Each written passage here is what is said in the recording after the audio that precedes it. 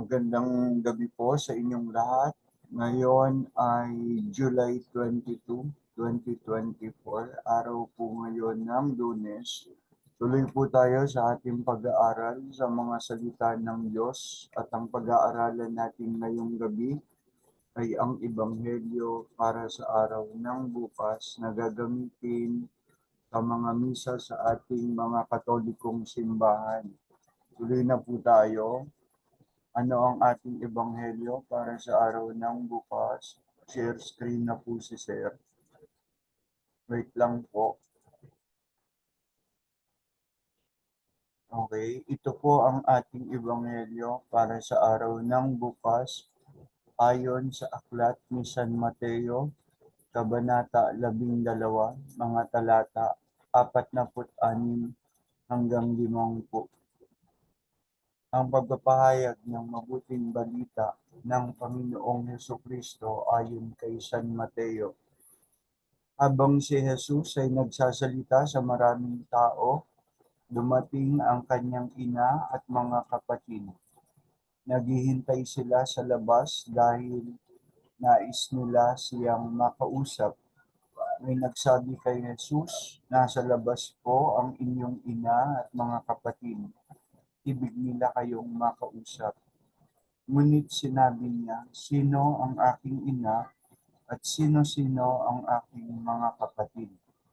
Itinuro niya ang kanyang mga alagad at sinabi, "Sila ang aking ina at mga kapatid, sapagkat ang sino mang sumusunod sa kalooban ng aking Ama na nasa langit, iyon ang aking ina at mga kapatid." Ang mabuting balita ng ating kaligtasan. Pinupuri ka namin, Panginoong Jesucristo. Stop share na po si Sir.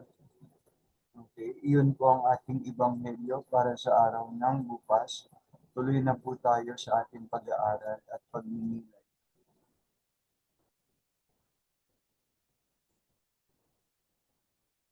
Kapag sinabing pamilya, ang agad na pumapasok sa ating isip ay ang pangkat ng mga tao na isa o naging isa una dahil sa nananalaytay na dugo. Maaari din namang naging kaisa o naging kapamilya dahil ayon sa mga batas ng lipunan tulad ng pag-aampon o adopsyon o ikinasal, pinag-isa ayon sa batas ng lipunan o banal na seremonya, sakramento ng simbahan. Kapamilya, kahulugan din nito ng pagiging malapit sa isa't isa. We say, pamilya tayo, meaning close tayo sa isa't isa. Sa Ebanghelyo ngayon o para bukas, Martes, July 23, nagbigay pa si Jesus ng isang malinaw at malalim na ibig sabihin ng isang pamilya. That is not always the case na kapag sinabing kapamilya sa ating pakahulugan, sila yung malapit sa isa't isa. Maraming pamilya kasi na ang mga miyembro ay malayo naman sa isa't isa. Kahit kadugo na, hindi isang general rule na kapag kadugo, malapit na nga kayo talaga sa isa't isa. May mga sitwasyon o pagkakataon na kung minsan ang sinasabing miyembro ng pamilya o kadugo inaabuso o ginagawa ng masama ang isang kapamilya. Ginagawa ng masama ng isang anak ang kanyang mga magulang at ginagawa ng magulang ng masama ang kanyang mga anak. Hindi ba nagkakaroon ng mga kwentong nagiging viral dahil dito? Vice versa din naman kung minsan may mga tao namang hindi kadugo, ngunit higit pa sa isang pamilya ang turing, higit pa sa isang kapatid, anak o magulang. Kayo, kaya ano nga ba ang dapat ibig sabihin ng kapamilya? Ang sinabi ni Jesus, sapagkat ang sino mang sumusunod sa kalooban ng aking Ama na nasa langit, iyon ng aking ina at mga kapatid. Jesus was saying something, Jesus was saying to have something in common. Sinasabi ni Jesus na may mga bagay na ginagawa ng may pagkakatulad. Jesus instructed his disciples in what must be done. Sinabihan ni Jesus ang kanyang mga alagad kung ano mga dapat gawin. Sinabihan din niya ang kanyang mga alagad kung ano mga dapat asahan sa kabila ng kanilang mga gagawin.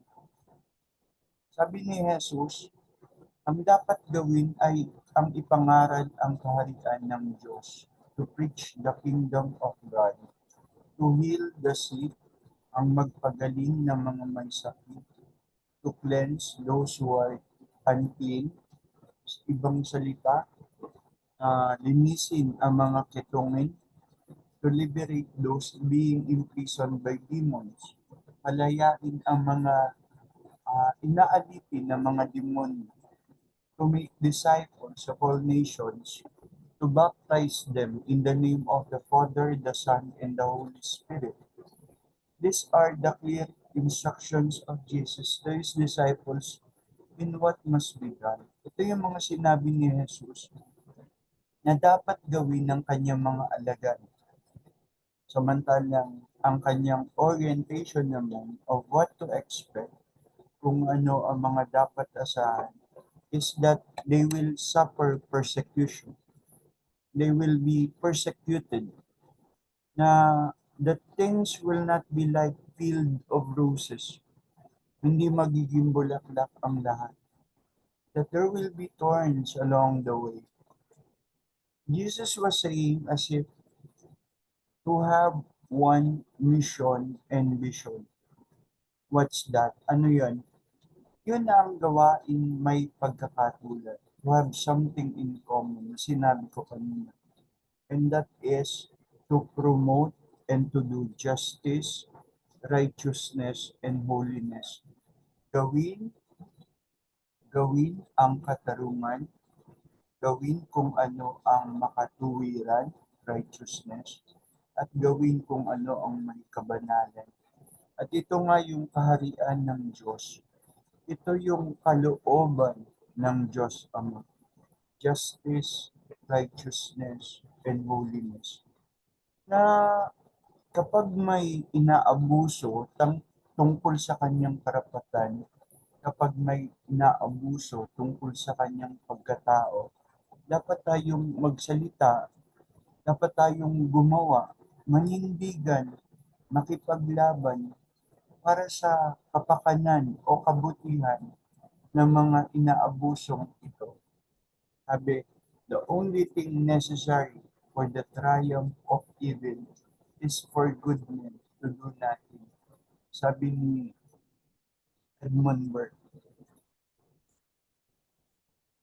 we are not truly a family if we neglect the needs of those around us. Hindi talaga tayo tunay na pamilya kung magiging walang bahala tayo sa pangangailangan nilang nasa paligid natin, at kahit itong mga nasa paligid natin ito ay hindi related sa atin by blood. We are not truly a family if we neglect the needs of those around us, even if those around us are not related to us by blood. Kung wala tayong simpatya, kung wala tayong interes, o wala tayong pakialam sa kabutihan ng ating kapwa, para nga tayong hindi kabilang sa mga pinaghaharian ng Diyos o kabilang sa pamilya ng Diyos. Ang Ebanghelyo'y isang reality check kung paano tayo namumuhay, kasalamuha ang ating mga kapwa bilang mga anak rin ng Diyos. Diyos na Ama natin.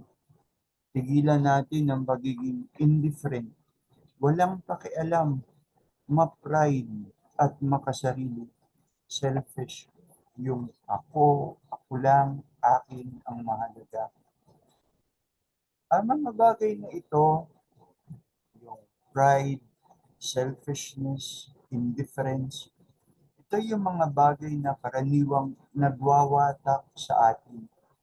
Mga bagay rin na hindi niloloob ng Diyos Ama.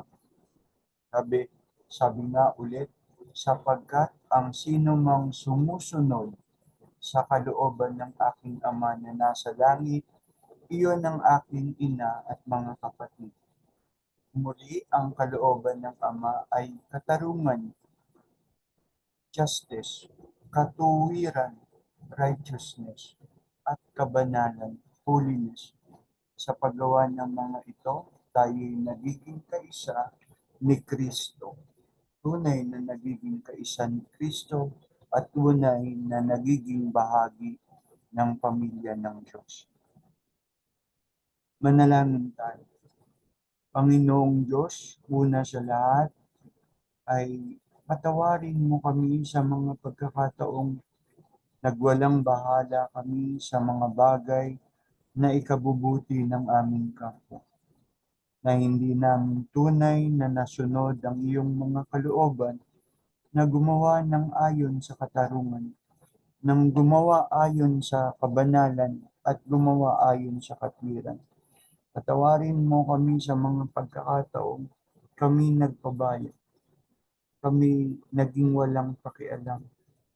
Panginoon, bigyan mo kami ng kapatawaran sa mga bagay na ito na aming naging kasalanan.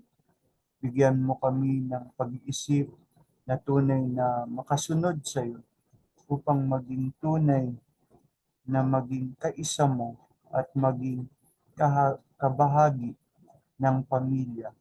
Pamilyang Diyos ang ating Ama at ikaw naman ang aming Panginoon at Kapatid. Sa pangalan mo, Panginoong Jesucristo, ito'y inihiling namin. Naghahari kang kasama ng Ama at ng Espiritu Santo magpasawalang hanggan. Amen. Sa ngalan ng Ama, ng Anak, ng Espiritu Santo. Amen. So, yun po, mga kaibigan at mga kapatid, muli tayong nakatapos sa ating pag-aaral at pagninilay para sa Ebanghelyo para sa araw ng bukas. Patuloy niyo po akong suportahan sa aking mga ipinapublish na video tungkol sa mga pagninilay at pag-aaral sa mga salita ng Diyos. Patuloy sana tayong patnubayan, patuloy sana tayong gabayan, patuloy sana tayong pagpalain ng Diyos na sa ating lumikha. Patuloy tayong mag-aral sa kanyang mga salitang tunay na nagbibigay buhay. Amen. Paalam po. Magandang gabi at paalam po sa inyong lahat.